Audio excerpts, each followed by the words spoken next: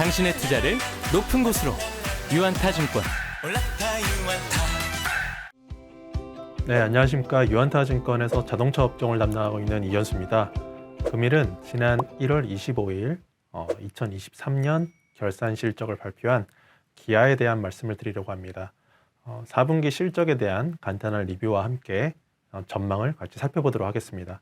자세한 내용은 자료와 함께 말씀드리도록 하겠습니다. 4분기 이제 영업이익 같은 경우에는 2.5조 원을 시현을 했습니다. 시장 기대치가 한 2.8조, 저희 추정치도 한 2.8조 정도 됐었는데요. 이거를 이제 소폭 하회하는 이제 결과를 나타냈습니다. 월별로 발표되는 기아의 이제 판매 실적 봤을 때 이제 12월 판매가 살짝 부진했었습니다. 12월 판매가 부진했던 점을 감안하면은 2.5조라고 하는 숫자가 이해가 된다. 이제 그렇게 말씀드릴 수 있을 것 같습니다. 내용을 간단하게 살펴보면은 4분기 같은 경우에는 판매 대수가 약 73만 대, 중국을 제외하면 71만 대를 기록을 했습니다. 그래서 기존에 이제 12월 판매 데이터가 나오기 전에 추정했던 판매 대수가 약 80만 대 정도 됐었는데요.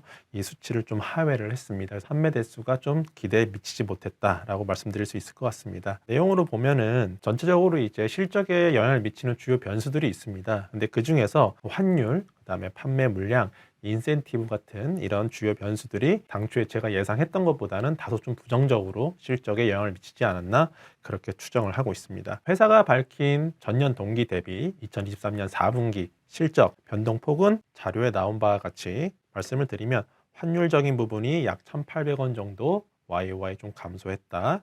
그다음에 이제 판매 대수는 YOY로는 이제 증가를 한 부분이 있습니다. 그 부분이 플러스 효과, 그다음에 가격 효과 플러스, 믹스 계산도 역시 플러스를 기록했다라고 보시면 됩니다. 인센티브 증가분이 약 3천억 원 정도 마이너스 효과를 미쳤습니다. 인센티브라고 하는 것이 어떻게 보면은 공급과 수요를 봤을 때 수요가 월등히 좋은 상황에서는 인센티브가 계속 떨어지는 상황이 나왔는데요. 작년 내내 어떻게 보면 공급이 조금 더 정상화되면서 수요가 이제 공급 대비해가지고 완전 열의에 있는 상황은 아니었다. 그러니까 반대로 이야기하면은 공급이 아주 타이트한 부분이 2022년까지는 좀 이어진 부분이 있습니다만은 작년에 그런 부분들이 많이 해소가 되면서 인센티브가 올라왔습니다. 인센티브가 올라온다라고 하는 이야기는 완성차 입장에서는 어떻게 보면 좀 비용이 증가한다라고 볼 수 있거든요. 엄연히 말씀드리면 비용이 아니고 이제 매출액에 영향을 미치긴 하지만 저희가 이제 비용이라는 측면에서 이제 접근을 했을 때는 비용이 올라왔다라고 볼 수 있을 것 같습니다. 그런 부분들이 마이너스 효과를 냈다라고 보시면 될 것 같습니다. 올해 판매 대수 가이던스를 이미 1월 초에 발표한 바가 있습니다. 올해 전체적인 판매 대수 가이던스는 약 글로벌 320만 대를 발표를 했습니다. YOY로는 약 4% 정도 증가하는 판매 대수라고 보시면 될 것 같습니다. 현대차 같은 경우에는 2024년 판매 대수 같은 경우는 YOY로 한 1% 정도 증가한다라고 좀 발표를 했는데요. 가이던스를.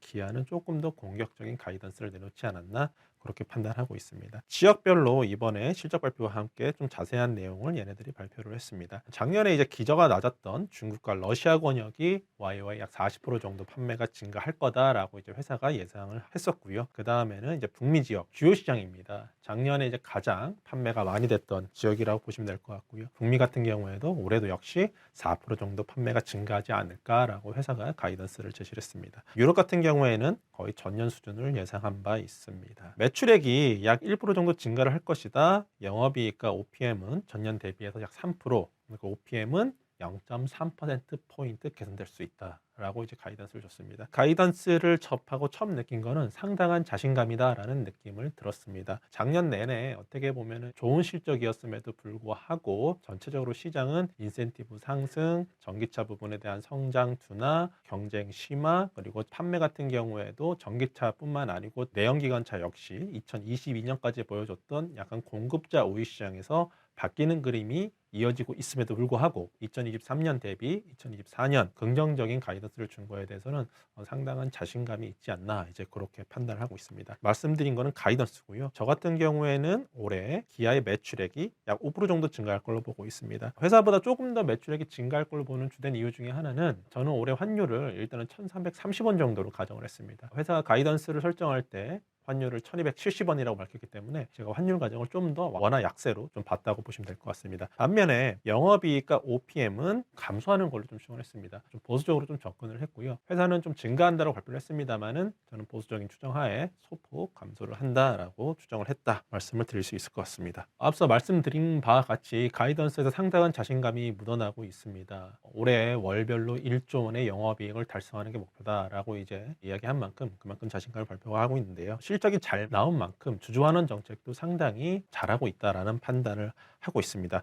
주주환원 정책 같은 경우에는 당일날 발표된 배당 그리고 자사주 매입 소각 계획 등 이런 것들을 보면은 이 회사가 벌어들인 만큼 주주환원 정책을 상당히 성실하게 이행하고 있다라는 것을 저희가 살펴볼 수 있을 것 같습니다. 그와 함께 이제 내용을 주주환원 정책 외에 앞서 말씀드렸던 올해 가이던스 부분에서 특히 이 회사가 올해도 이렇게 좋은 실적을 낼 수 있을까라고 살펴보면은 글로벌 EV 시장은 둔화된다고 보고 이게 사실입니다. 그럼에도 불구하고 기아 같은 경우에는 IC라던가 하이브리드 비중이 상당히 높습니다. 지금 현재 정확히 전기차에 대한 영업이익률이라던가 이런 거를 대외적으로 밝히고 있지는 않지만 상대적으로 IC라던가 하이브리드라던가 이런 것보다는 좀 이익률이 떨어지는 걸로 추정이 되고 있습니다. 근데 거꾸로 이야기하면 IC나 하이브리드가 전기차보다 수익률이 좋다라고 말씀드릴 수 있을 것 같은데요. 이 부분이 차지하는 비중이 월등히 높습니다. 매출액에서.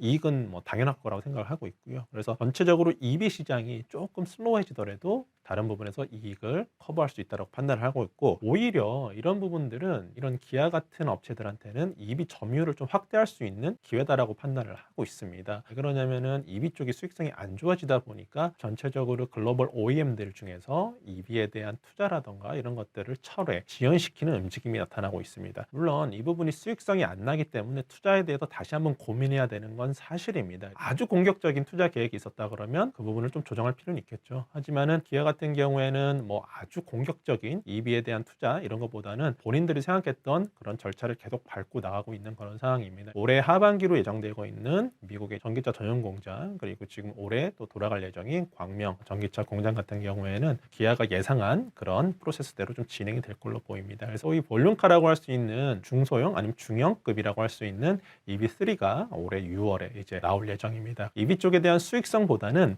점유율 확보가 좀 더 중요하다라는 판단을 하고 있습니다. 작년, 재작년 한 2년 동안 수익성이 상당히 좋았음에도 불구하고 주가가 좀 지지부진했던 이유 중에 하나는 아무래도 이런 실적이 어디까지 좋아질 거냐, 만약에 이게 꺾인다고 했을 때는 어디까지 꺾일 거냐에 대한 의구심이 시장에 상당히 있었습니다. 근데 저희가 이제 작년 2분기를 고점으로 실적이 실제로 3분기, 4분기 QOQ로 떨어졌죠. 영업이익 기준으로. 그럼에도 불구하고 그 떨어진 수준이 시장이 예상했던 것보다는 상당히 선방한 수준으로 저는 판단을 하고 있고 올해 가이던스는 가이던스일 뿐이긴 하지만 상당히 자신감 있는 가이던스를 내보냈고 제 추정 기준으로도 작년 대비 이익이 빠지더라도 아주 소폭 정도 빠질 거에 불과하다라고 판단을 하고 있습니다. 그렇다고 하면 올해에 대한 실적 추정치에 대한 어떻게 보면 신뢰도가 좀 더 올라오는 계기가 될 것 같고요. 그 상황에서는 현재 낮아져 있는 이런 밸류에이션들이 작년 같은 경우에는 이게 정말 낮은 밸류에이션인가에 대한 고민을 했다면 지금은 이 밸류에이션이 정말 낮다라고 판단하는 시점이라고 생각을 하고 있습니다. 그렇다고 했을 때는 낮은 밸류에이션을 기점으로 해가지고 실적보다는 올해는 밸류에이션이 정상화되면서 주가가 올라갈 수 있는